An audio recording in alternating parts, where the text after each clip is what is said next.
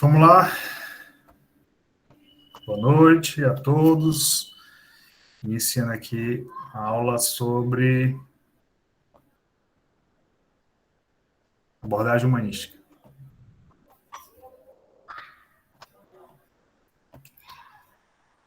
Abordagem humanística da administração. Deixa eu ver se vai aparecer para vocês certinho ali. Apareceu. Vou olhar aqui para vocês aqui. Gente, a abordagem humanística da administração. E aí vamos lá, fazendo um contraponto com a abordagem clássica. Se a abordagem clássica, né, via o homem como uma máquina, pensava ele como uma peça, como uma engrenagem de uma estrutura maior, e focava só no trabalho, na operação, a abordagem humanística da administração, ela tenta trazer para uma visão onde o homem ele é um ser social. E o que é um ser social? É um ser que se relaciona. É um ser que se relaciona socialmente. Tá? Vamos lá. Imaginem não. Olha só a situação que a gente foi colocado, né, nessa pandemia. A gente tem hoje aqui atualmente, eu não vou pedir que vocês abram a câmera não, tá? Fiquem à vontade. Mas a gente tem aqui uma aula, né, onde só tem Jardiel e Lucas aqui. Então, eu estou interagindo aqui com Jardiel e Lucas. É como se eu estivesse ministrando aula somente para eles, né? Essa interação social só está existindo entre nós três aqui, por mais que o pessoal comente lá no chat e tudo.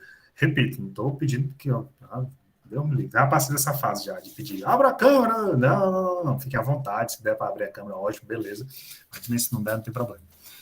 Então, nesse ambiente aqui, eu não tenho... Ó, Mayara Martins aí, seja bem-vinda, Mayara. Já está começando a interação social aqui, já está começando a melhorar, né, entre nós.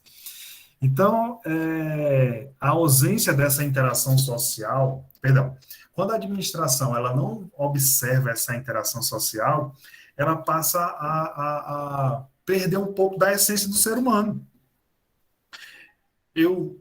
Daqui de agora, né, por questão de redes sociais e tudo, eu já sei que Lucas ganhou lá o prêmio, já sei que ele trabalha com fotografia, Jardiel, já estou conhecendo aqui, não sei ainda o que eles fazem e tal, nem fiz aquela sessão de apresentação, tá vendo? Mayara, tá aparecendo aqui, e a gente vai se conhecendo, vai falando, essa interação social vai criando laços. Isso é fundamental para a vida na organização. Isso é fundamental para a vida na organização. E a administração, a abordagem clássica não via assim. Ela via essa interação social como perda de tempo. E aí a gente precisava de uma abordagem que compreendesse o ser humano como ser humano. Inclusive tem uma frase, eu pesquiso ação coletiva, tá, gente? Eu pesquiso cooperação e etc.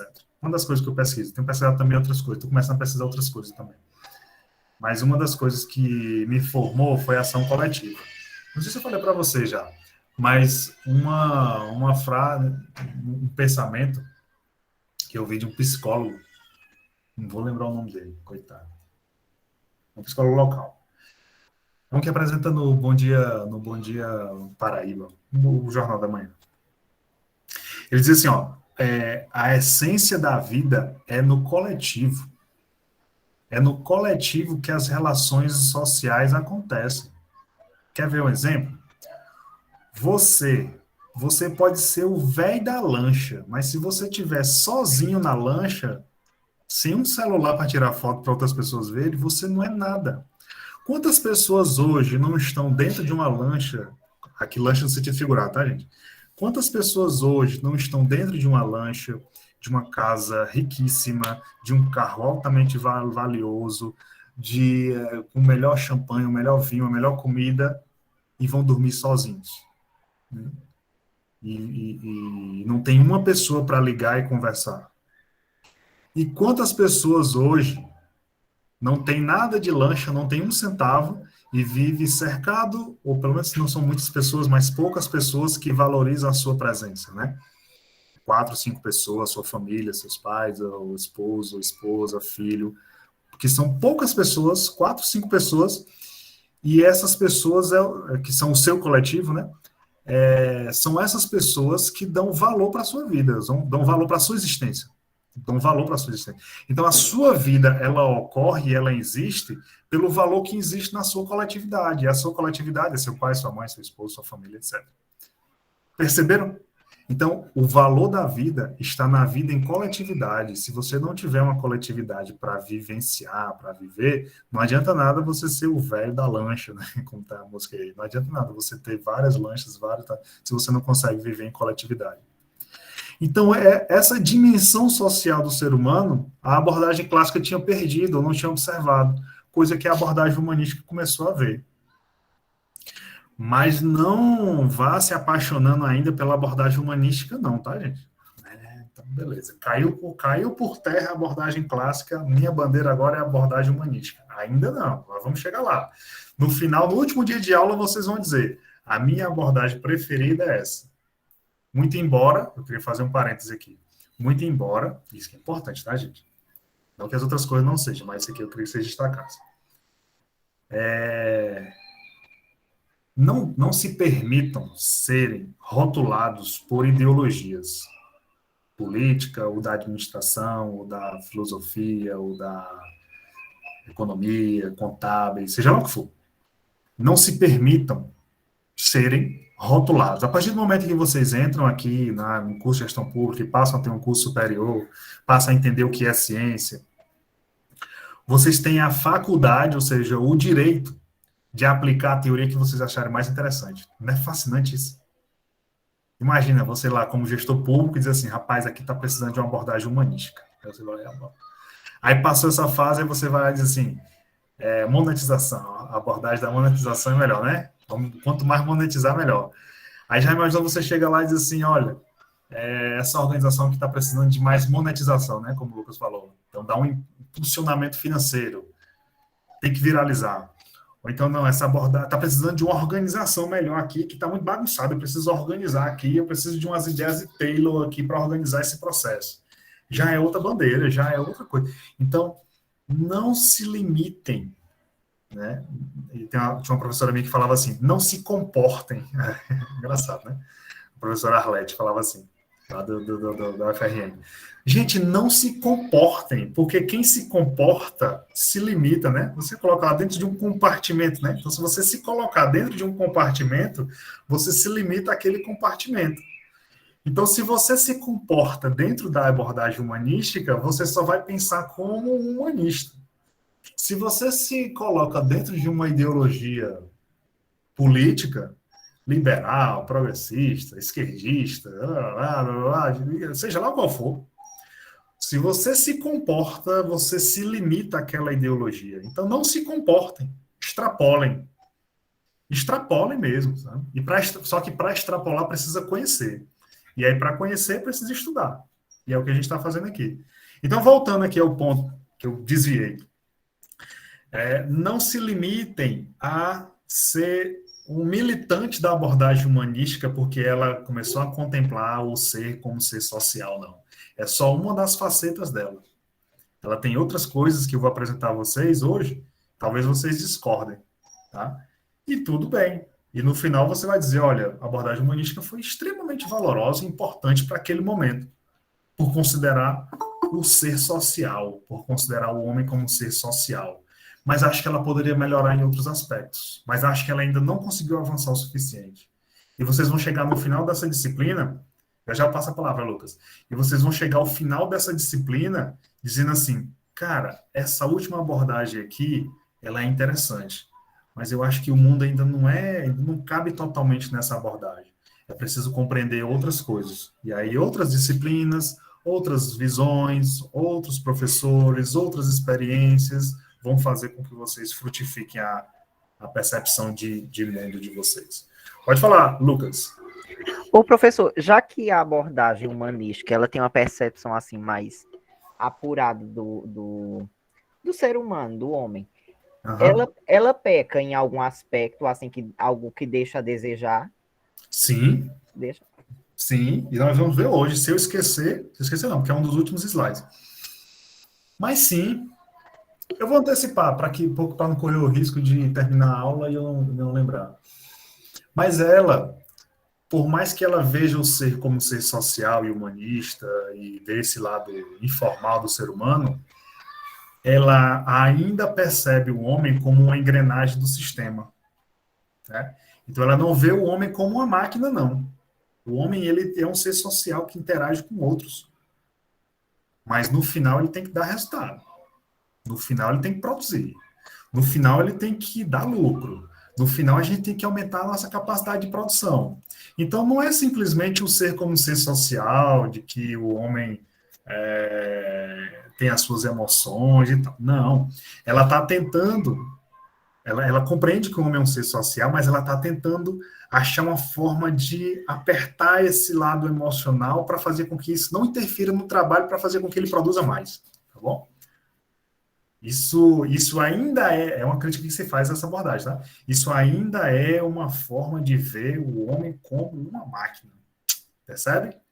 Então ele considera essa dimensão informal e social, mas ainda olha o homem como um elemento de uma máquina maior, tá?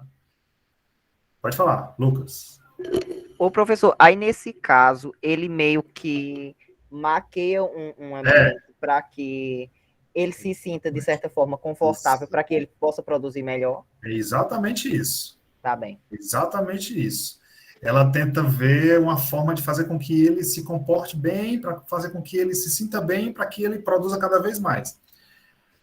Só fazendo um parênteses, gente, eu espero que eu esteja me fazendo compreender aí, tá? Mas só fazendo um parêntese. Não é que o homem não tenha que se preocupar com produção, não. Ele tem que se preocupar, sim. Mas hoje, as teorias mais atuais de administração, sobre de gestão de pessoas, ela compreende com sinceridade que o homem ele pode ter dias menos produtivos, outros mais produtivos, e tudo bem. Que o homem ele tem que se realizar em diversas dimensões da sua vida, seja ele no trabalho, seja ele na família, seja ele com os amigos. Então, o homem ele tem diversas dimensões, e não só o trabalho. Então, a abordagem humanística ela dá um passo à frente de considerar as relações informais, mas ela ainda está amarrada ali com as coisas da abordagem clássica, tá? Então, me acompanhe.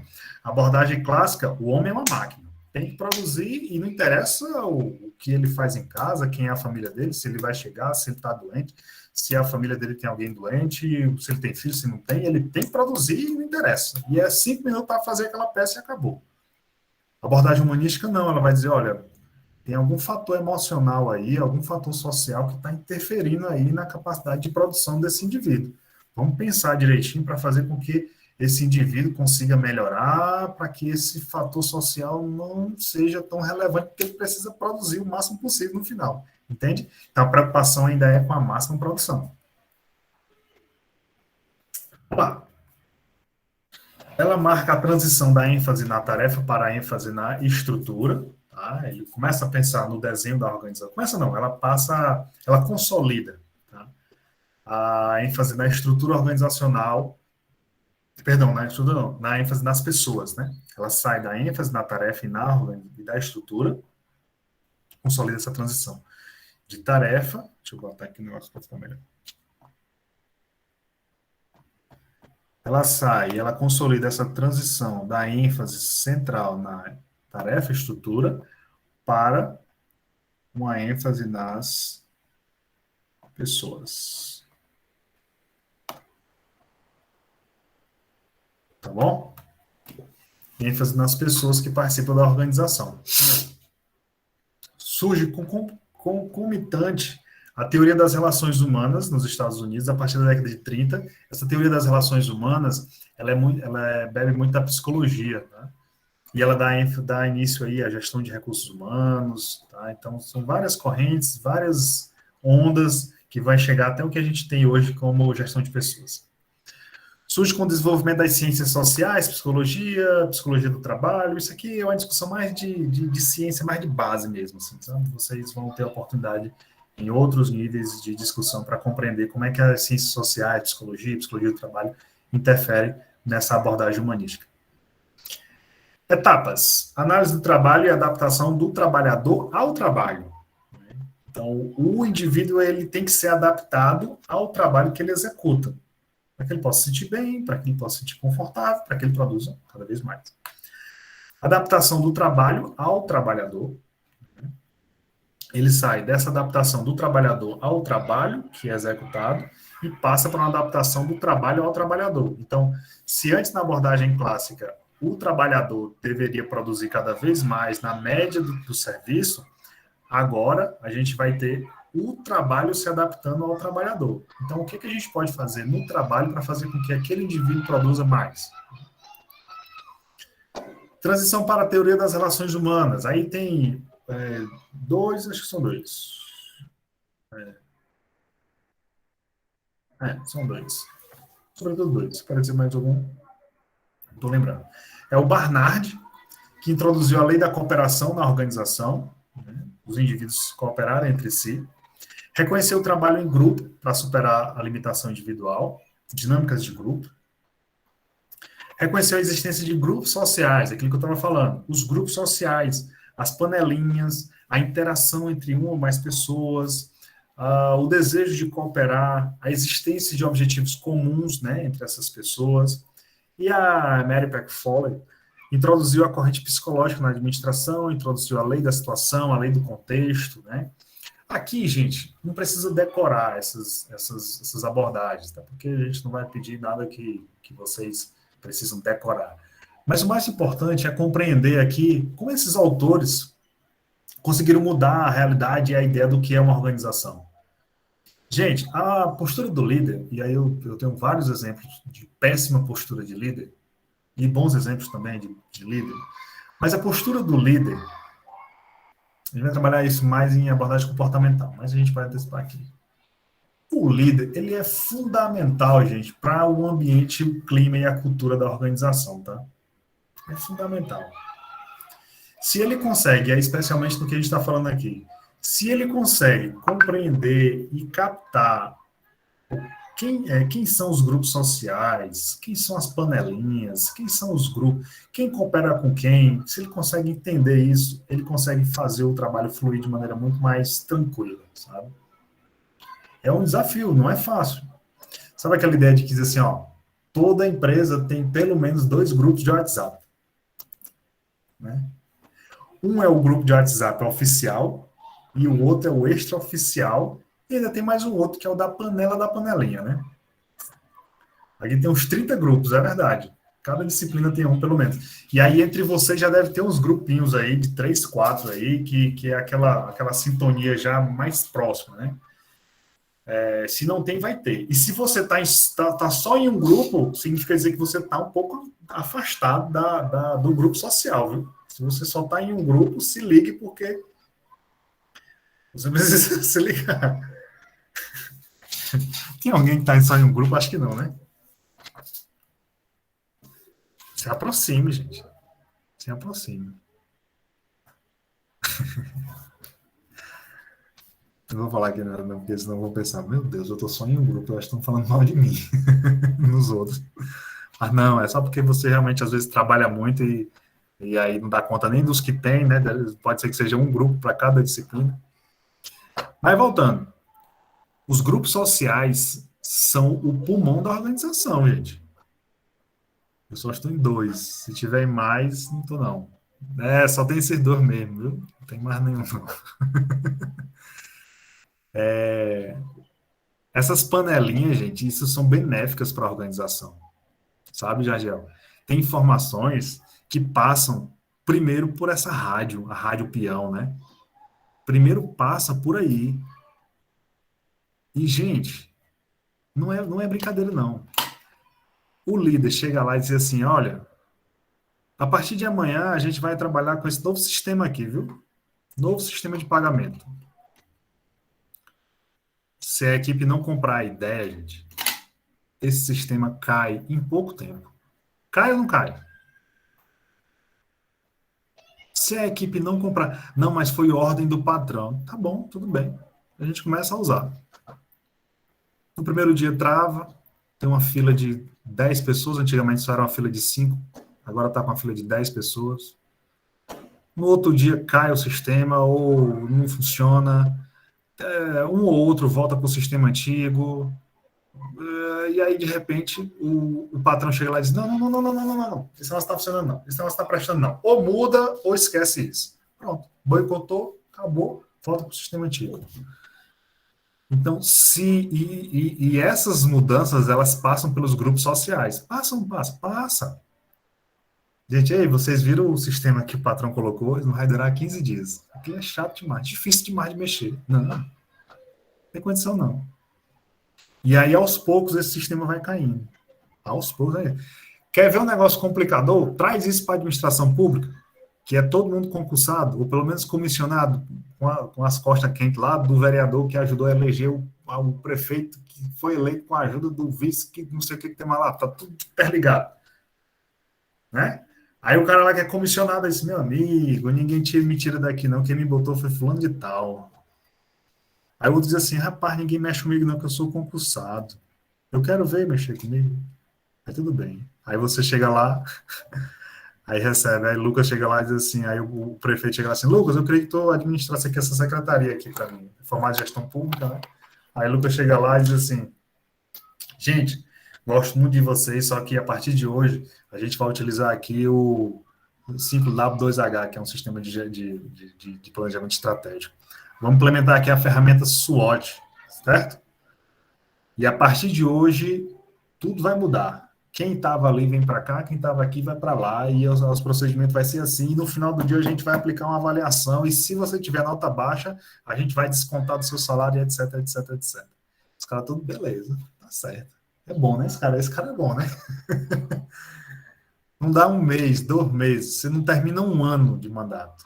Se você não conseguir compreender as relações sociais, os grupos sociais, se você não conseguir trazer as pessoas para a sua missão, ou para a missão que você acha que é o mais interessante para a organização, já era. Então, considere a cooperação, considere o conhecimento das pessoas, porque senão você não vai conseguir chegar muito longe. Essa teoria das relações humanas, ela surge aí nos Estados Unidos, né, na década de 27, década de 20, né, perto do década de 30. É também denominada Escola Humanística da Administração. Surgiu como consequência das experiências de Hawthorne, desenvolvida por Elton Mayer e seus colaboradores. A experiência de Hawthorne foi uma experiência ocorrida numa indústria, né, indústria de relézinho elétrico, né, quem conhece aí sabe. Desenvolvido por Elton Mayer e seus colaboradores. Elton Mayer está aqui, na cabeça inteligente. Outras origens, né? A necessidade de humanizar e democratizar a administração, desenvolver uma ciência humana, né? Uma crescente e a sua crescente influência na administração, surgimento da psicologia, né? Análise do trabalho e a sua adaptação do trabalhador ao trabalho, adaptação do trabalho ao trabalhador, conclusões da experiência de Hawthorne, desenvolvida em 27 e tal, puderam colocar em xeque os princípios postulados pela administração clássica. A gente vai conhecer hoje essa experiência de Hawthorne. Inclusive, um professor meu teve lá nessa indústria, no prédio onde ocorreu esse experimento, né? Esse aqui é, sem dúvida, o maior e mais clássico, mais bem elaborado experimento de administração já feito. Foi para vocês verem, né? Eles inauguram uma escola, né, com essa experiência. Então, nessa escola, nessa experiência, né, de Hawthorne, no bairro, foi feito lá numa indústria de relés, que tinha como objetivo verificar, a hipótese deles era assim, ó, olha, se a gente aumentar a iluminação, aumenta a eficiência dos operários. Então, ainda era uma preocupação muito com a tarefa, né, com a ferramenta. Ela foi coordenada por Elton Mayer, né, e tinha como objetivo estudar a fadiga humana, prever os acidentes de trabalho, ou diminuir os acidentes de trabalho, estudar a rotatividade pessoal, né, pessoal mudando de setor, pedindo demissão, ou indo para outros setores, etc. E estudar os efeitos das condições físicas do trabalho sobre a produtividade. Então, é dividida em algumas fases. Na primeira fase, eles pegaram 2 grupos de operários, tá, que realizavam o mesmo trabalho. Aí, num grupo que eles estavam observando, pegaram um grupo numa sala e aí mexeram na intensidade da luz. Tá? Diminuíram ou aumentaram a intensidade da luz para ver como era que mudava o comportamento e a produtividade. Então, aumentaram a luminosidade, deram mais claridade para ver se isso modificava. Numa outra sala, Um outro grupo de trabalhos, eles mantiveram a intensidade constante de iluminação. Resultado, não encontraram nenhuma relação entre a iluminação e a produtividade, na primeira fase. Qual o motivo?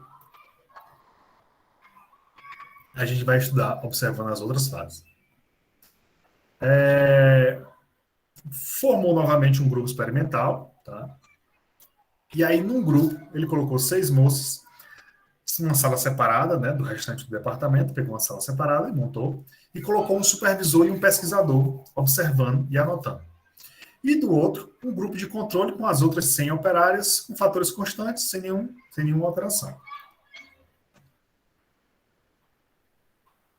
E aí estabeleceram a capacidade produtiva. Em 2 semanas, a capacidade de produção era 2.500 unidades. Depois isolaram, fizeram o isolamento do grupo experimental, e aí com 5 semanas fizeram a medição dessa produtividade. Fizeram mudança no sistema de pagamento, né? Fizeram pagamentos por grupo, e aí observaram um certo comportamento de aumento da produtividade. Ou seja, quem ganhou mais estava produzindo mais. E aí eles anotaram, opa, pagar mais pode ser que aumente a produtividade. Quarta etapa, quarta fase dessa etapa, né? Fizeram a introdução de pequenos intervalos de descanso entre um turno e outro, né, de 5 minutos. Efeito, aumento de produtividade. Então eles observaram, rapaz, se a gente aumentar o descanso, eles estão produzindo mais. Vamos para frente. Quinta, aumentaram o intervalo de descanso por turno, né, para 10 minutos. Era 5 minutos, aumentaram para 10 minutos. E aí teve um ganho de produtividade, ou seja, aumentou a produtividade. Eles, opa, então se a gente der um pouquinho mais de descanso, aumenta a produtividade. Fizeram a introdução de 3 intervalos de 5 minutos. Não aumentou a produtividade, gerou queixas quanto à quebra do ritmo de trabalho. Então o que eles fizeram? Olha, não vamos dar descanso por turno, não. Vamos colocar 3 intervalos. Trabalha 2 horas, descanso, mais 2 horas, descanso, e assim sucessivamente. Então, 3 horas de descanso, 3 horas de descanso, 3 horas de descanso. Dentro lá do ritmo de trabalho deles. Mas não viram resultados. Né? Muito pelo contrário, viram foi queixas.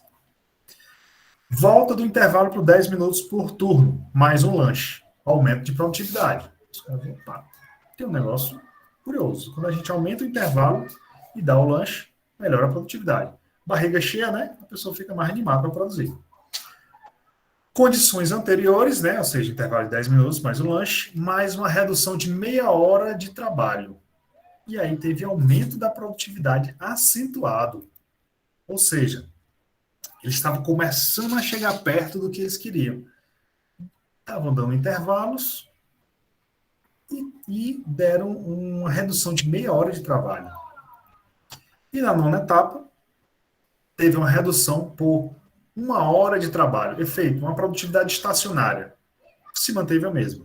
Não teve aumento nem redução. Manteve a mesma. E aí depois, redução de 1 hora de trabalho somente, como no momento 7. E aí o efeito, produção aumentou bastante. Aí diz, rapaz, tem alguma coisa estranha. A gente está reduzindo a hora de trabalho, dando intervalo de descanso e está aumentando a produtividade. Resolveram dar o sábado livre. Aumento da produtividade. E aí, retirada das variáveis da pesquisa, dos benefícios, né? E a produção atingiu índices jamais vistos, 3.000 por unidade. Então, eles conseguiram entender que se eles dessem mais descanso, se eles valorizassem, ainda eles ainda não chegaram nessa fase de conclusão que eu vou passar para vocês, mas é só para vocês irem alimentando essa linha de observação. Eles perceberam que quanto mais tempo as pessoas passavam umas com as outras, mais motivadas elas ficariam para trabalhar. Isso aqui tudo, gente, não é nada mais, nada menos do que a valorização das relações sociais, aqui, ó. Cadê? Aqui, dos grupos sociais. Grupos sociais. Eles estavam conseguindo ver que nesses horários de descanso, nesses intervalos, nessas redução de jornadas, nesse sábado livre, eles estavam fazendo com que as pessoas se interagissem mais umas com as outras. E não era aquela coisa mecânica, cada um na sua. Né? Então, eles começaram a ver que não era simplesmente diminuir ou aumentar a luminosidade, como ocorreu na primeira fase, mas sim valorizar a interação das pessoas, valorizar a interação social, né? Valorizar essa interação social. Por isso, eu falei para vocês, é nessa coletividade que a gente se realiza. Você pode estar trabalhando num ambiente que, às vezes, não paga tão bem. A gente vai ver que o dinheiro é fundamental para a motivação, obviamente. Mas você pode estar trabalhando num ambiente que não paga tão bem. Você pode estar trabalhando num ambiente que não é o ambiente que você gostaria, que você sonhou em trabalhar para a sua vida, para o resto da sua vida. Não. Qual é o seu sonho? Não, eu quero ser um vendedor. Para o resto da minha vida, eu quero ser vendedor de um comércio. É o meu sonho. Não, pode ser que não seja. Mas você se sente realizado ali. Porque você é respeitado. Se você tem o seu salário, né, que você consegue comprar e pagar as suas coisas. Mas você vive num ambiente agradável, onde as pessoas se ajudam, onde as pessoas se preocupam com você. Tá? Isso é primoroso, isso é valor, isso faz com que você sinta vontade cada vez mais de dar o melhor. Tá? Então foi isso que eles observaram. Isso que eles observaram. Eles observaram que essas variáveis, né, ter benfeitoria, perdão, ter intervalos, ter uma hora a menos de trabalho, fazer com que as pessoas se interagissem entre si e aí ficassem mais motivadas para o trabalho. Porque você consegue se identificar. Vocês imaginam qual era a conversa num intervalo desse? Digamos, uma rotina de trabalho, 8 horas por dia, sem descanso. Ou se tiver descanso, é aquele descanso para o almoço, mas cada um de forma isolada. Sai, volta e não tem interação uns com os outros, como o Taylor imaginava. Lá na administração científica e clássica. Imagine um ambiente desse tipo, onde você trabalha direto, sem poder nem olhar para lá para conversar com um colega. Horrível, né? Agora imagine o oposto. Imagina que você entra lá de 7, 8 da manhã, e aí às 9 horas faz 9 e meia, 10 horas faz um intervalo para o lanche. E aí vai todo mundo lá para o refeitório. Aí é aquela molecagem. Tirando onda com um, tirando onda com o outro, e aquela brincadeira e tal. Aquilo não dá um gás, né? Não dá um alívio, né? Vocês assim, gente, trabalhar, né? 15 minutos já deu, vamos voltar lá. Bora, bora, bora, bora. E aí começa aquela brincadeira e tal, tá pensando que é dono, né? Enfim. E aí vai, e aí você tem aquele gás para terminar o dia, amanhã. Terminou amanhã, vai para o seu almoço, volta, fica com a sua família, fica com seus pares, dá aquele cochilozinho e volta para trabalhar. É muito gás. Aí quando dá 4 horas mais ou menos, um intervalozinho de 10, 15 minutos para fazer aquele lanche, ou então para tomar aquele café, e aí volta para o trabalho, encerra ali às 6 horas. É diferente, é diferente. Então é isso, gente. É na coletividade, é nos pares, são nessas relações sociais que a gente encontra ânimo, motivo, que a gente encontra aquele gás, que a gente desopila, né? Que a gente espairece um pouco mais. E isso eu dei exemplos superficiais aqui. Tem amizades em ambiente de trabalho que duram séculos e anos, né? Você chega para o seu colega e diz assim, rapaz, estou passando por um problema de saúde, minha mãe, meu esposo, minha esposa, meu filho tá assim, tá? Não, cara, não fica assim não. Você está precisando de quê? Se precisar de ajuda, estamos aqui. Sabe? Você começa a se sentir parte e aí aquilo vai criando uma espécie de família, né? E aquilo vai te dando gás. Gente, a gente não pode ser hipócrita. Eu não sou ingênuo, que inclusive é uma crítica da abordagem humanística. A gente não pode ser ingênuo e hipócrita de imaginar que a família está lá no ambiente de trabalho. Não, ali é a minha família. Não, não. Como eu pensava antigamente, né? A nossa organização aqui é uma família. Não é família, não. Porque se eu ficar com raiva do gerente, eu não posso brigar com ele. Se eu ficar com raiva da minha esposa, alguma coisa que ela fez, eu posso ir lá e brigar, e discute e tal, e depois tá de novo se abraçando, se beijando, não tem problema. Reconciliado, né? Se eu ficar com raiva do meu gerente lá na empresa, eu posso ir lá e meter o dedo na cara dele e brigar e reclamar, ou discutir, ou dizer o que eu penso? Então não é família, não. Eu brigo com meu irmão, brigo com a minha irmã, a gente discute, e depois tá todo mundo bem. Mas numa empresa, não pode não. Vai fazer. Não é esse mesmo senso de família, é óbvio. Mas existe um laço de cooperação entre vocês ali. Existe uma ética, um respeito, né, entre vocês ali no ambiente de trabalho. Existe amizade. E essas coisas vão dando gás para que a organização flua. E isso, gente, uma coisa que eu vou dizer para vocês. Isso reflete no atendimento. É ou não é? Você chega num ambiente empresarial assim, ou até num ambiente público, no setor público, não seja empresa, você sente o clima, você sente o ar daquele lugar. Não sei se vai acontecer com vocês. Quando você entra numa loja assim, que alguém acabou de dar um expor em alguém ali, você sente aquele clima pesado, assim, né? O atendente vem para vocês, boa tarde, boa tarde. Você assim, rapaz, aconteceu uma coisa aqui que eu cheguei depois. Aconteceu uma coisa aqui que eu sei que eu tô sentindo aqui o clima pesado, né? Vai para lá, vai de reto aí. Tá repreendido e amarrado. Que não venha pro meu lado.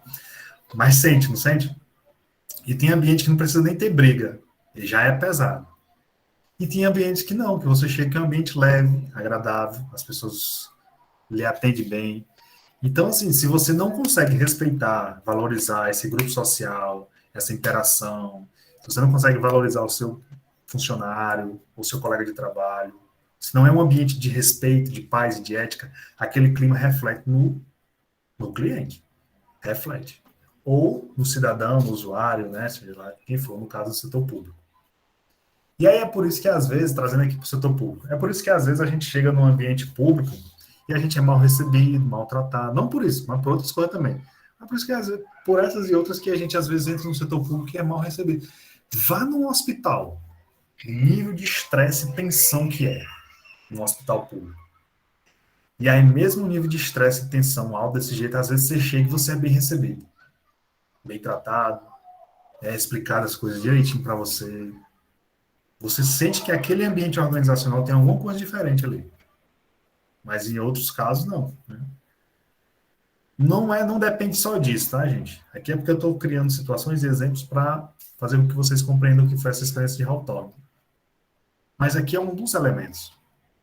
O que Altomaio conseguiu perceber na sua equipe e a sua equipe não foi a influência da iluminação, não é aumentando ou diminuindo a iluminação, mas é valorizando os grupos sociais, valorizando essa interação.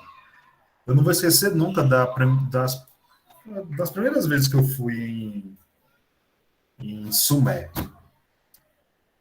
Duas coisas me chamaram a atenção.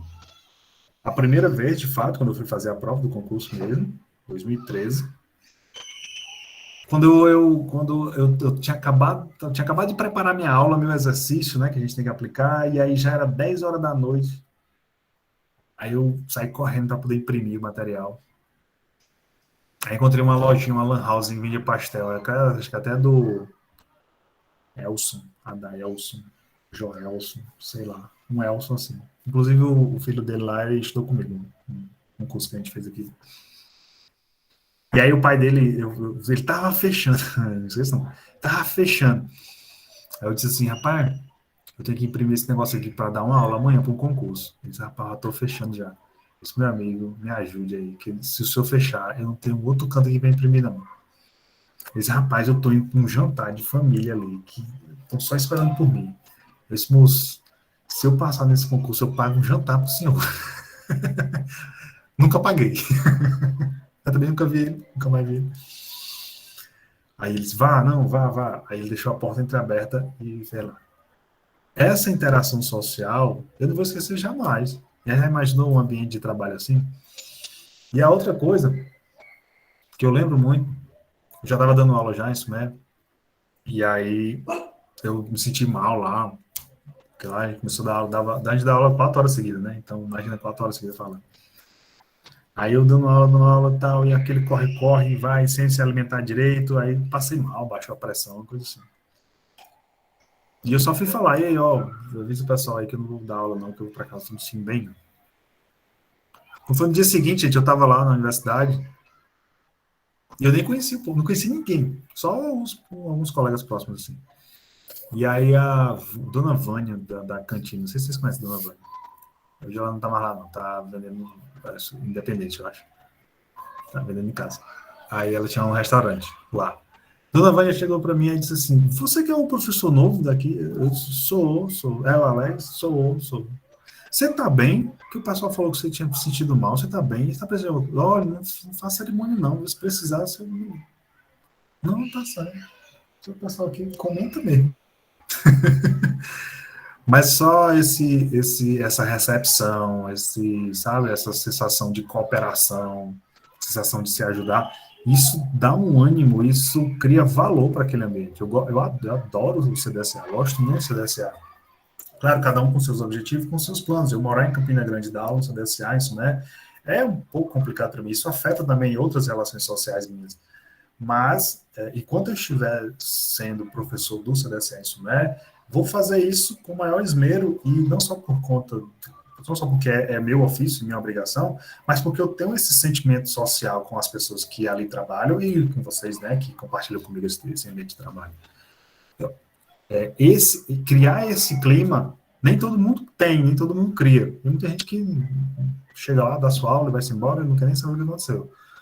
Mas para mim não, para mim, como eu compreendo, eu sei a importância disso, porque isso dá um gás para mim, isso é motivação para mim, isso faz eu me sentir vivo, né, dentro do meu ambiente de trabalho, eu valorizo demais isso, e isso me alimenta muito.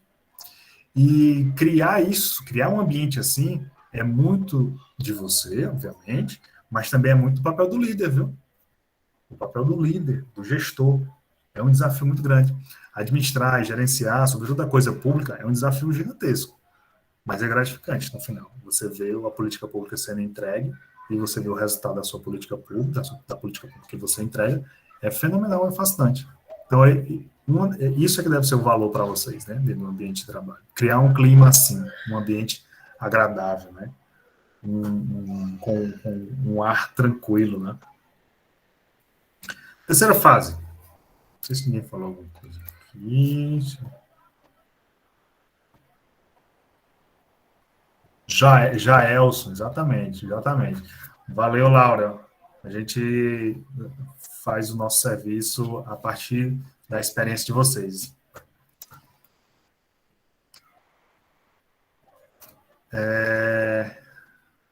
Mudança de foco da pesquisa. Ao invés de pensar os fatores físicos, a gente passa a pensar os fatores psicológicos.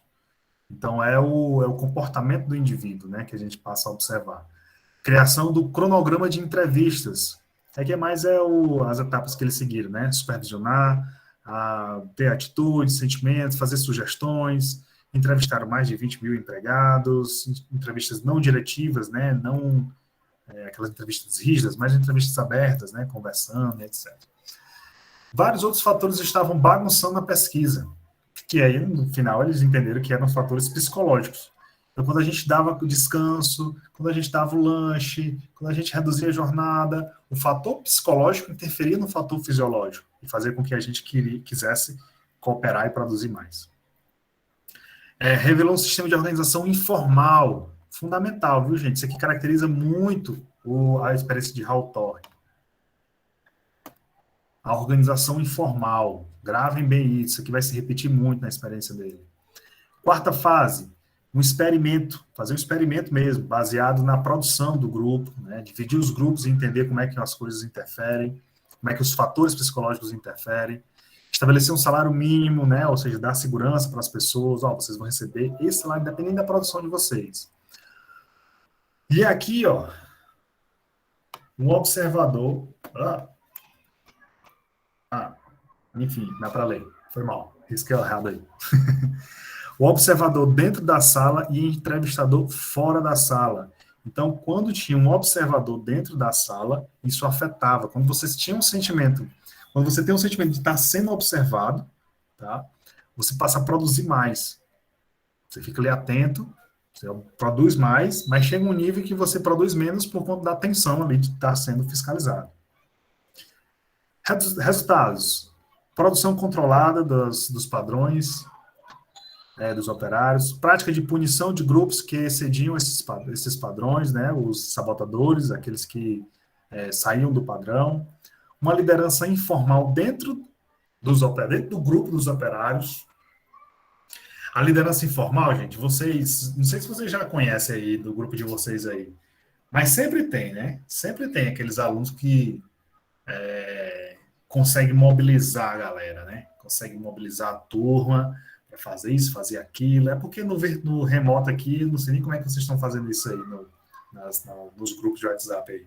Mas no presencial sempre tem, nas escolas que vocês estudaram, sempre tinha, né?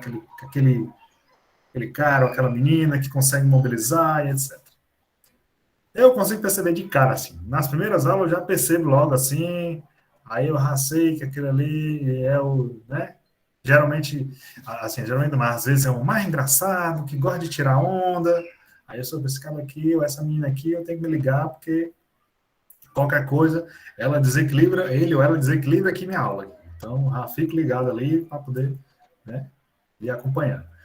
Nos grupos de vocês é assim também. Na família de vocês é assim também. No ambiente de trabalho que vocês têm é assim também. Sempre tem uma pessoa ou outra pessoa que consegue mobilizar a turma. E assim, não é que esse seja melhor ou pior. Enfim, normalmente a gente coloca ali como líder o cara ou a menina melhor. Tudo. Não, não, não. A gente precisa entender que nós temos comportamentos diferentes, características diferentes. Às vezes você é um pouquinho mais tímido, um pouquinho mais concentrado e consegue ser uma fera naquelas atividades que precisa de mais concentração. E às vezes você é uma pessoa mais expansiva, que consegue ter mais sucesso naquelas atividades de mobilização social. E pronto, e tá tudo bem, tá tudo certo. E você tem o seu lugar ao sol. E em algum momento o seu talento vai dizer assim, rapaz, vou falar só com o pessoal que está aqui ligado aqui, viu, gente? Se vocês quiserem abrir câmera aí para a gente conversar, a gente vai botando uns exemplos aqui. Rapaz, Jardiel é mais concentrado ali, ele é mais quieto na dele, mas se botar para ele fazer, ele faz. Beleza, traz para a equipe que a gente precisa de uma pessoa aqui no final aqui para poder fazer aqui o checklist aqui, porque senão se a gente deixar passar qualquer coisa, a gente perde aqui o recurso. Então bota ele aí. Lucas é aquele cara mais expansivo, de mobilizar. Traz aqui, junta aqui ele vai ficar ali fazendo a publicidade e vai gritando aí o nome do nosso produto, serviço aí que é para a gente vender.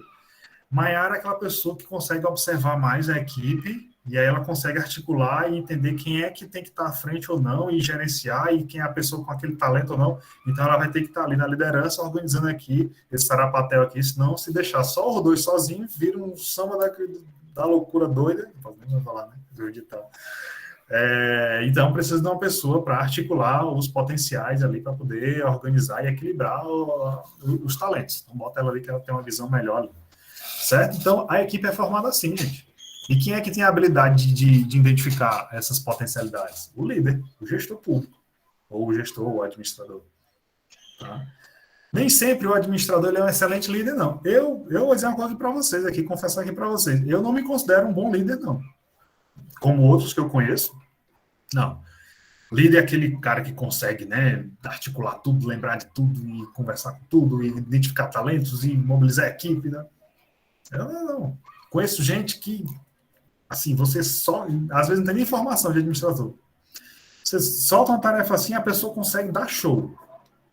Eu não, eu faço muita coisa assim de caso pensado, sabe? Eu digo, não, rapaz, sobretudo cronograma e gerenciamento de projeto e acompanhamento de metas. Eu tenho que ficar me disciplinando, me policiando. Eita, eu tenho que cumprir essa meta. Eita, eu tenho que fazer isso. Se eu me permitir, se eu deixar, eu sou muito expansivo e não, deixa para amanhã, procrastina e vai. Então, eu sei dessa minha deficiência. Por mais que eu seja formado em administração, várias coisas em administração, mas eu sei da minha... Então, a Maiara se identificando também. Então, eu sei da minha potencialidade, mas eu sei também da minha fragilidade. Então, cabe a mim, né, conduzir ali e tentar minimizar e, sobretudo, identificar talentos, viu? Identifica, assim, uma pessoa que é um excelente assessor, trago para mim, delego e organizo e aquilo, e aí vai indo. Pronto, uma pessoa que me ajuda, que tem me ajudado bastante, muito, né? Se não fosse ele, dentro dessa coordenação, muita coisa já tinha desandado. Eudes é um cara que você fala uma coisa para ele assim, ele já pega 3, 4, 5, já traz tudo mastigado e diz isso aqui, tem que fazer isso, tem que fazer aquilo, o processo já está lá, o parecer já está lá, falta... calma, rapaz, peraí. Então, ele dá uma linha muito boa para o cumprimento dessas metas e desse cronograma. Tá? É uma linha muito boa, faz um acompanhamento de metas e muito bom mesmo. Ele realmente ele é um técnico administrativo, ele realmente é um secretário executivo, né, ali na coordenação. Só que tem coisas que fogem à alçada dele. Articulações com outros, articulação com professores ali, com professores de outros lugares, com outras unidades. Então, isso eu faço. As ideias de estratégias para o curso, para a unidade, isso a gente vai fazendo. Então, a equipe boa é essa. Disseram aqui, eu sou uma mosca morta. Não é morta não, viu? Você pode ser uma mosca ali, ó, observando, caladinha, na sua, vigiando, né? Observando o que tem, o que não tem, o que pode, o que não pode. E aí fica mais tempo calada. Mas não está morta não, viu? Tá nada. Só abre um pouquinho mais os seus olhos e observe mais. E o seu talento com certeza você vai descobrir o seu talento e identificar a sua potencialidade dentro da equipe. Com certeza. De repente, você trabalhando na equipe, você vai dar um estalo assim, e a pessoa vai lá e falou, Maiara, não é não, Maiara. Não é não, pode ter certeza. Minha mãe sempre reclama a frase, deixa para depois, daqui a pouco eu faço. Eita, Beatriz, tem que se ligar, viu, Beatriz? Beatriz, né? Tem que se ligar nessa procrastinação, a gente chama de procrastinação, né, Priscila? Tem que se ligar, viu? Tem que se ligar. Bom, Priscila é minha orientanda de TCC. A gente já está... eu disse, Priscila, ó, Priscila está me ouvindo aí, eu tá ouvindo lá de longe. Eu quero fazer um trabalho assim, assim, assado. Beleza, vamos lá. Fala comigo no início de dezembro, porque agora eu não tenho a menor condição nem de te dizer o que fazer. Aí tá bom. Aí começou dezembro, Priscila não falou. Eu disse, rapaz, deixa eu articular alguma coisa aqui, porque senão eu vou me esquecer, daqui a pouco é Natal, fica no próximo ano e acabou. Aí eu já mando, já faço, ó, reunião, dia tal, assim, tal hora, e já tá marcado e pronto. Porque aí eu já sei que eu preciso repassar para ela orientações e diretrizes para ela fazer o trabalho e referências e etc. Então, eu preciso ficar me policiando para cumprir metas, porque senão eu vou procrastinando ou então eu vou pegando muita coisa, isso acontece muito comigo, vou pegando muita coisa, já estou fugindo muito da aula, né? Depois dessa fala eu volto. Eu vou pegando muita coisa, e aí eu não consigo dar conta, aí fica uma coisa meia boca para um, meia boca do outro lado, e aí daqui a pouco o negócio fica muito ruim. Então, se eu não me organizar, se eu não me policiar para cumprir metas, tarefas, a coisa desanda. Mas o que a gente estava falando? O papel do líder. O papel do líder é fundamental em manter esse grupo unido. Manifestações de descontentamento com a remuneração, satisfação ou insatisfação quanto às lideranças. Não fugimos, não. Aqui é a fábrica de relés, lá no bairro de Hawthorne. Aqui as mulheres, né, as moças que faziam os relés. Conclusões da experiência de Hawthorne. O nível de produção é resultado da integração social, não depende da capacidade física, como eu falei, né? Quanto mais integrado o empregado for, mais ele vai produzir. Né? Foi isso que eu falei, foi isso que a gente falou durante toda a aula. Quanto mais integrado socialmente ele for, mais ele consegue produzir. Comportamento social dos empregados se apoia totalmente nos grupos. Qualquer desvio das normas do grupo implica em punição ou sanção social. Né? Então, o fator social passa a influenciar diretamente, inclusive nos mecanismos de punição. Recompensas e sanções. O comportamento dos trabalhadores está condicionado ao imposto pelo grupo. Isso aqui acontece muito, viu, gente? Um exemplo. O comportamento dos trabalhadores está condicionado ao que é imposto pelo grupo. Olha só o que acontece. Vou fazer vários exemplos agora. Primeiro, do mais simples. No grupo de seminário. Então, tem aquela pessoa que fala muito. Fala muito, fala e apresenta. E às vezes se sobrepõe a fala do colega e fica dando exemplos, e quando o outro colega está falando, ele vai e interfere também. Esse tipo de comportamento, ele é condenado pelo grupo. É ou não é? É condenado pelo grupo. É condenado. Então, se fulano ou fulana tem esse tipo de comportamento, provavelmente no próximo seminário, fulano ou fulana vai ficar só. Ou então vai ter muita dificuldade de montar grupo. Por quê? Porque os demais colegas já sabem. Vixe, fulano, ele não deixa ninguém falar, não. ele fica falando no meio da gente, na hora da fala da gente. Ele fica falando o que eu estudei para falar. A minha parte já é pequena e ele pega e fala da minha parte. Aí, quando o professor pergunta, só ele que responde. Não bota falando no grupo, não. Deus me livre. Esse comportamento, ele é punido, né? É uma punição do grupo social. Ou então o oposto. Eita, ó, esse craninho ali, ó, só entra no grupo para se escorar nos outros. Nem olha, que é para poder a pessoa não pensar que a gente está chamando. Acontece também. E essas pessoas têm um comportamento sancionado, né? Ou seja, evitado, né? Essas pessoas são evitadas no grupo. Então, os grupos sociais fazem também mecanismos de imposição de comportamento. E aí, no próximo seminário, você que fala mais ou fala menos, ou enfim, você que tem um comportamento que é negado pelo grupo, você começa, opa, peraí, eu tenho que falar só até aqui, porque eu falo demais, então, se eu continuar assim, o pessoal não vai me querer no grupo.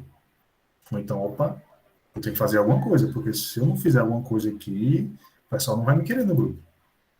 Né? Então, essas normas sociais são criadas pelos grupos. E no ambiente organizacional, no ambiente empresarial, também é assim. Se você produz muito mais, o grupo começa a te policiar para poder você não se tornar a nova média. Acontece. Felizmente ou infelizmente, acontece. Não vou citar exemplos muito concretos, não, para você não identificar as figuras, mas acontece. Normas de produção são definidas em acordos sociais. É isso que eu estava falando agora, né? As normas de produção. Você produz muito, que se destaca, você começa a ser mal visto pelos grupos sociais e você acaba se policiando a menor, infelizmente. Ou então, se você produz menos, as outras pessoas começam a observar e aí, opa, fulano não está fazendo nem o mínimo. Então, vão começar a puxar e a cobrar dela. Cada grupo social desenvolve crenças e expectativas em relação à administração. Aqui é o explicativo, né? Os grupos têm aquelas expectativas do que é quem é o patrão, quem é o chefe, quem é o líder, qual é aquela organização que eu estou trabalhando, o que a gente pode esperar deles, etc. Tá?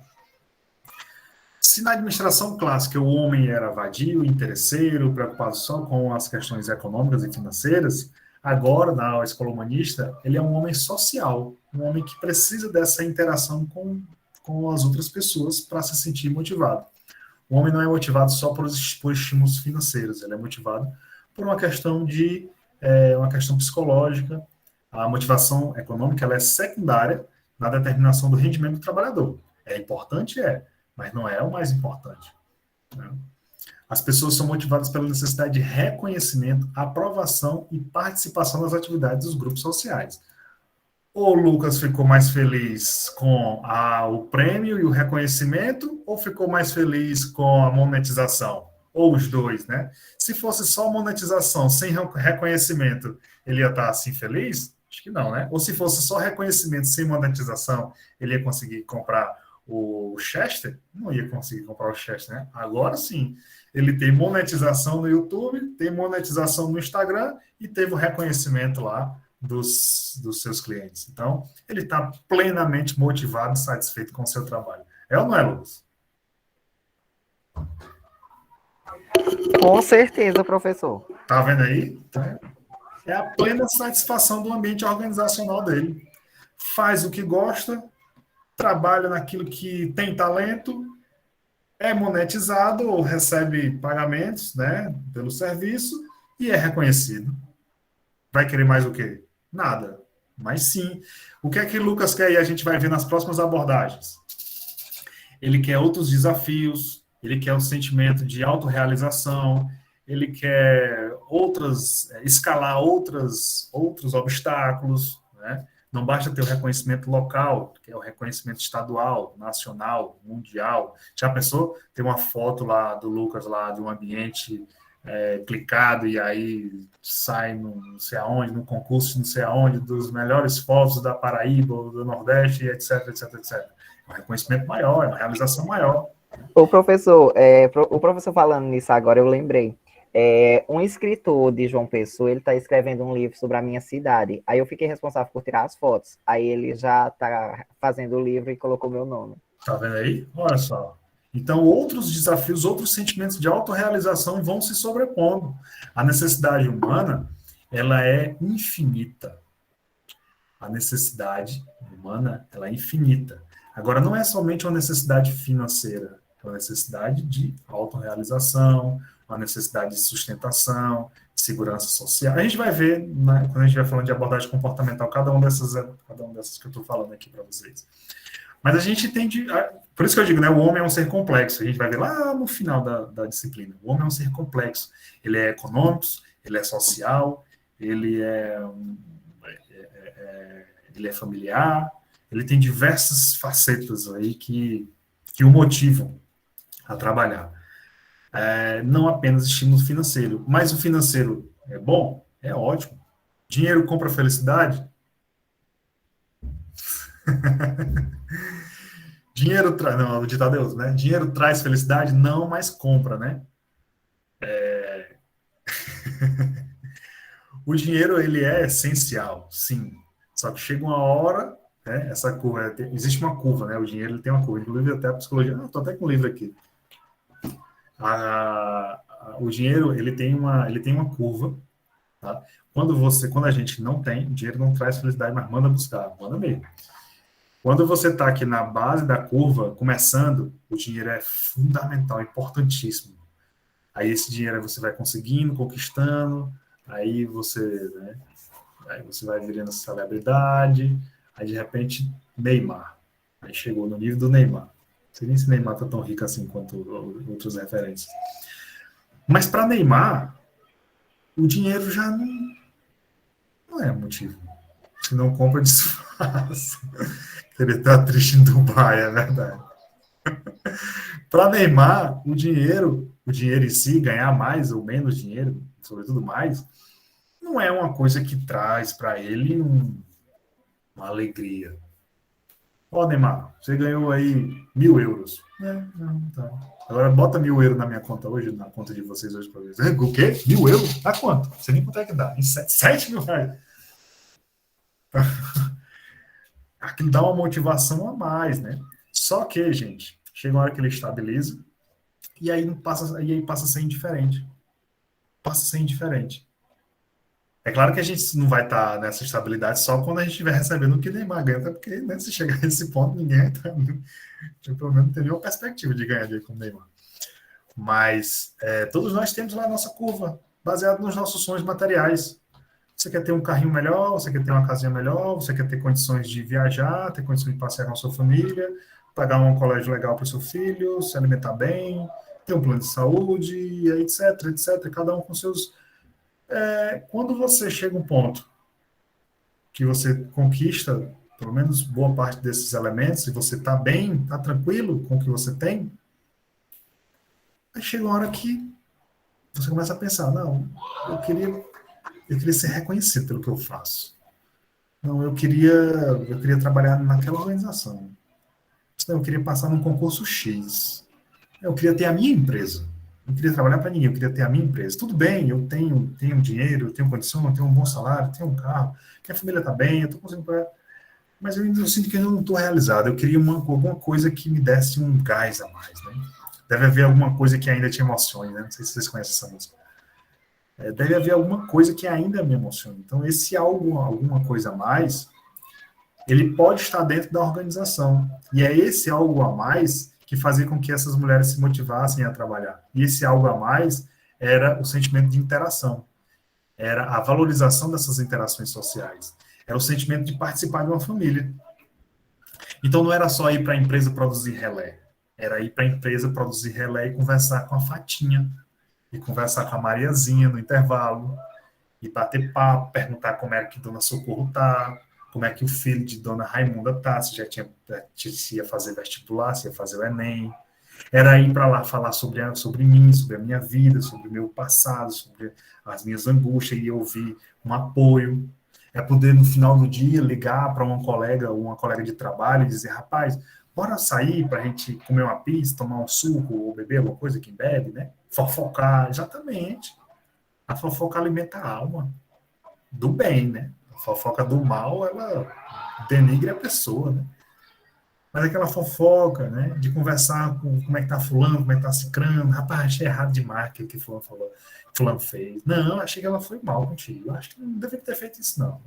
Né? Então, esse bate-papo que a gente tem, e é uma cultura muito nossa, em outros lugares isso não é tão bem visto, mas essa cultura de se relacionar socialmente com as pessoas fora do ambiente de trabalho dava uma motivação a mais para as pessoas.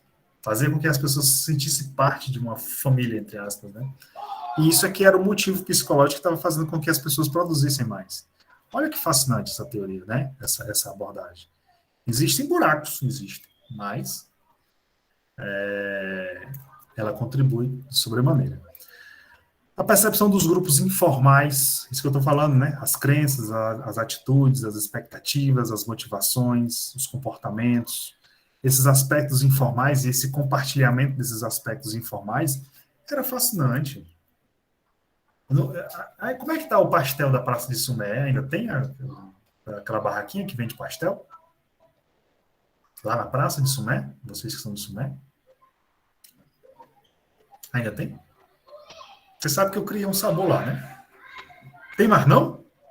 Conversa, rapaz. Mas, rapaz. Que chato. Eu criei um sabor lá de pastel. Era carne de sol, queijo coalho e milho verde. Não sei se é tapa e pastel. Era uma barraquinha vermelha que tinha no meio da Praça de Sumé. E a gente, às vezes, saía do trabalho, né? E ia para lá. Ou então ia para o pé de serra, né? O pessoal que gostava. Eu não gostava muito do pé de serra, não. Assim, principalmente de noite, assim. Não gostava muito, não. Dava muita gente. Enfim, não gostava muito, não. Eu gostava muito de saber onde, quando terminava.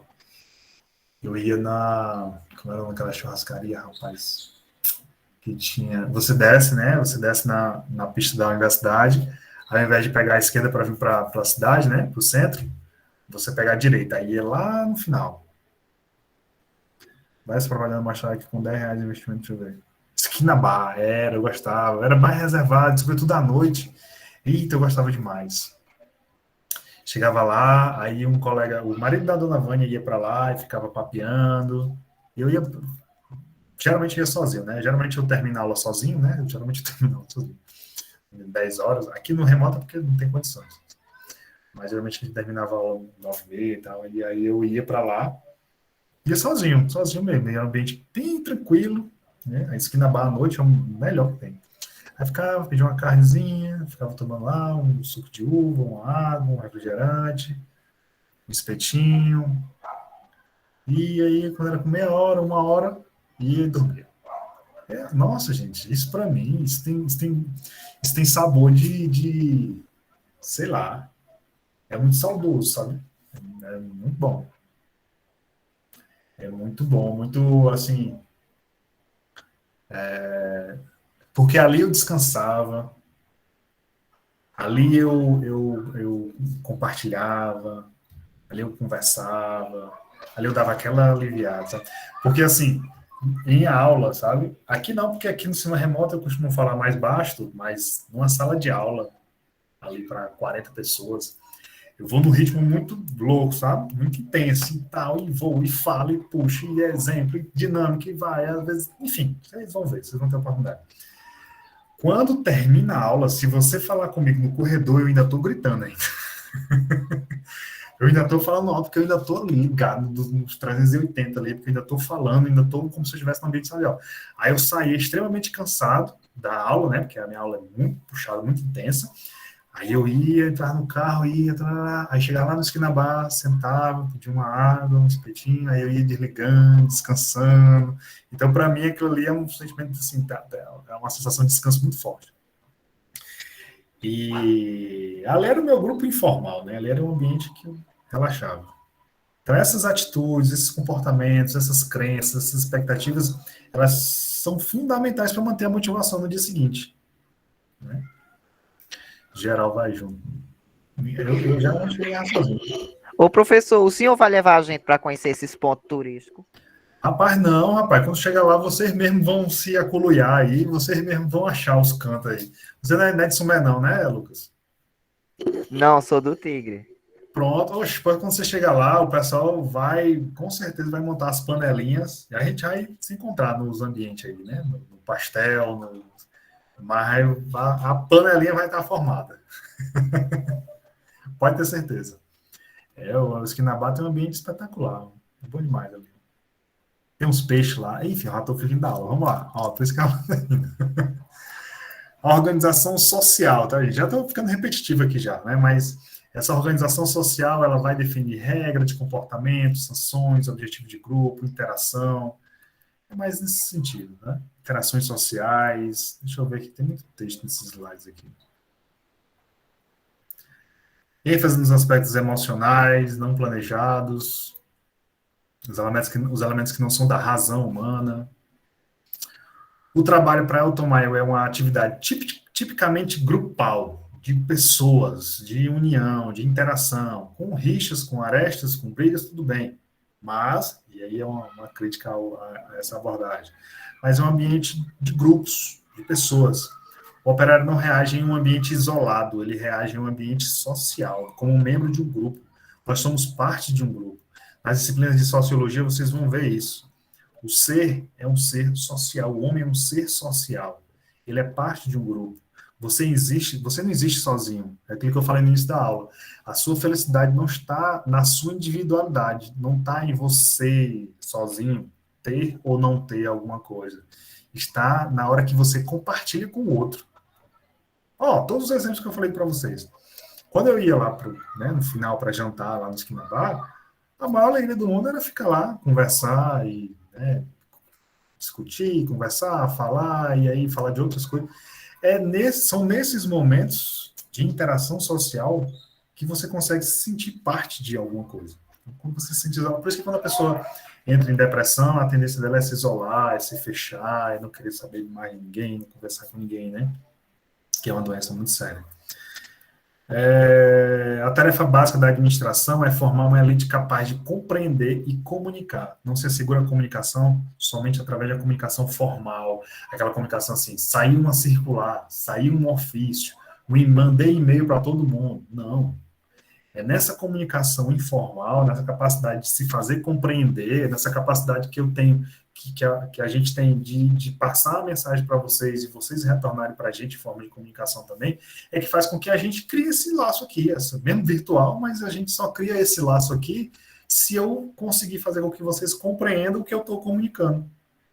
Então é por isso que às vezes a aula ela descamba para exemplos pessoais, é por isso que a aula às vezes vai no exemplo da vida de vocês, depois ela volta para o formal, depois ela volta para o autor, para o teórico, depois ela volta de novo para um exemplo pessoal, depois ela para. Por isso que o processo aqui de comunicação, ele não é formal do início ao fim, porque senão vocês não estariam compreendendo, não estariam entendendo. Ora, se assim já tem gente que se desliga, né? Imagina se a gente fosse só no ambiente formal. O indivíduo deve encontrar nas fábricas uma administração compreensiva e paternal para capaz de satisfazer suas necessidades psicológicas, né, e sociais. Retoma a ideia do estar junto, da colaboração, da família, dos grupos, etc. Até da religião, inclusive. Está ficando um pouco repetitivo. Críticas às relações humanas. Contrapôs as ideias clássicas, ela visualiza inadequadamente os problemas das relações industriais de maneira ingênua, né, as relações entre conflitos e interesses. Então, assim, não é sobrepor exatamente, não é se contrapor totalmente às ideias clássicas, né, mas é tentar entender dentro da produtividade como um fator social deve interferir. Essa é uma crítica às relações humanas. É tentar abrir mão da teoria clássica. Só que, assim, a abordagem humanística, ou a teoria das relações humanas, ela tenta se desgarrar da abordagem clássica, das teorias clássicas, mas ao mesmo tempo ela está super preocupada com a produtividade, né? No final das contas, a experiência do Elton Maio era ver como era que se aumentava a produtividade. Então ele não estava tão preocupado só com o aspecto social, comportamental e emocional do indivíduo. Concepção ingênua e romântica do operário. O operário ele é um ser vadio, econômico, interesseiro, puramente, totalmente? Não. Mas também ele não é um ser altamente interessado na organização e ele quer produzir porque ele ama e veste a camisa da organização. Não, não, também não. Às vezes ele quer só chegar em casa e pagar as contas dele. Às vezes ele quer se envolver mais com a organização e investir mais ali. Tá? Então é preciso a gente ter parcimônia. O professor Alex ele tem uma preocupação maior com envolvimento com o aluno, isso, aquilo, outro. Às vezes sim, às vezes não. Às vezes eu quero manter uma certa distância da minha vida particular, porque uma coisa é assim, vocês, na sala de aula, vocês estão ali para absorver conhecimento e para trocar, fazer essa troca social comigo, né? Essa interação social comigo. Beleza, e vocês estão ali para viver 3 anos da vida de vocês. Um semestre sim, outro não, comigo ou com outro professor. São 3 anos. Passou, passou. Ou então, terminou a aula, vocês voltam para o ambiente familiar de vocês vão trabalhar no dia seguinte, e aí são outros ambientes de vocês, né? Trabalho, família, amizades e tal. Sobretudo trabalho, né? Então, vocês vão trabalhar em outra coisa, no final do dia vocês vão assistir uma aula. Então, para vocês estão fazendo um curso. É um outro ambiente. Para mim, não. Para mim, é meu ambiente de trabalho. Então, o que para vocês é um curso, capacitação, crescimento, para mim é trabalho. Então, se eu ficar trabalhando com vocês, né, o dia inteiro, professor, o que foi isso, o que foi aquilo, tal, e esse material, e esse não sei o que, exercício, tal, de manhã, de 8 horas da manhã até meio-dia. Um fala, outro fala, um fala, outro fala, um fala, outro fala. Tá 2 horas da tarde, aí um fala, outro fala, aí chega o professor, chega não sei o que, chega o diretor, aí à noite da aula, aí no dia seguinte, aí no sábado também vem demanda, no domingo. Ou seja, eu estou trabalhando de domingo a domingo, né? Então, o que para vocês é um curso, para mim é trabalho. Tá? Então, a gente não pode ser ingênuo e imaginar, não, o professor Alex tem todo esse discurso, ele está sempre à disposição, ele vai estar sempre disposto a interagir. Não, vai ter dia que eu não vou estar bem, vai ter dia que eu vou estar mais próximo das minhas coisas familiares, vai ter dia que eu vou estar passando por problemas, então eu nem sempre vou estar tão intenso no trabalho, né? Então, é preciso ter os pés no chão e entender que o operário, o funcionário, o servidor e etc., ele não é esse romântico, ingênuo, de sempre pensando nos fatores psicológicos. Não, não. Tá? E tá tudo bem também, não tem problema não. Trabalhando no campo experimental limitado, assim, discordo dessa crítica, né? Assim, não foi tão limitado assim. 20 mil pessoas não é um ambiente experimental limitado, né? Isso é uma crítica do Chiavenato. Apresentou conclusões teóricas parciais, também discordo também, né? Vou até retirar isso aqui das minhas aulas seguintes. São conclusões teóricas parciais, sim, mas não é para ser apontado como uma crítica, mas como uma limitação da pesquisa. Né? Concentrou sua ênfase apenas nos grupos informais, né? Esqueceu um pouco dos grupos formais, mas, por outro lado, era o foco da pesquisa. Né? Apresentou um enfoque manipulativo das relações humanas, né? Manipulou, criou, considerou grupos experimentais, etc. E fez fazer o operário trabalhar mais e exigir menos. São algumas críticas apontadas aqui, sobretudo pelo Chiavenato, pelo Carvalho, Silva, né? Reinaldo Silva, coisa assim. Mas que a gente compreende como delimitadores da pesquisa, né? A crítica maior que eu faria aqui era essa questão de ver o funcionário de maneira mais ingênua e romântica, como se a busca pela motivação fosse a única coisa. Não. Tentou se contrapor às teorias clássicas, mas ao mesmo tempo ela se preocupou com a produtividade, e eu acho que é correto. Né? Hoje eu acho que é correto, não analisando como um crítico da teoria das relações humanas. Mas é correto, é pensar na produtividade aliado ao comportamento. Né? Isso é o que a gestão de pessoas pensa hoje. Né? Essas são as principais críticas. Né? Deixa eu manter aqui.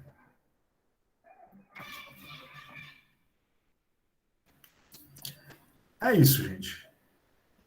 A abordagem humanística ela tem as suas contribuições valorosas, importantíssimas, para a construção do conhecimento da administração. A administração clássica também. Então, se a gente fosse concluir aqui, né? ou trazer os principais ensinamentos de cada uma dessas duas escolas que a gente viu. A abordagem clássica, ela traz uma preocupação para a produtividade, e isso é importantíssimo hoje. Não ficou lá, isso vem para cá também. E a abordagem humanística, ela pensa o critério do ser social. Então, a gente começa a desenhar a organização, sabe? A gente dá um segundo passo aí para entender a organização e para entender a administração. Cada uma com a sua contribuição. Mais uma vez, repito, não se limitem a rótulos, tá? Não se limitem, não permitam que rotulem vocês.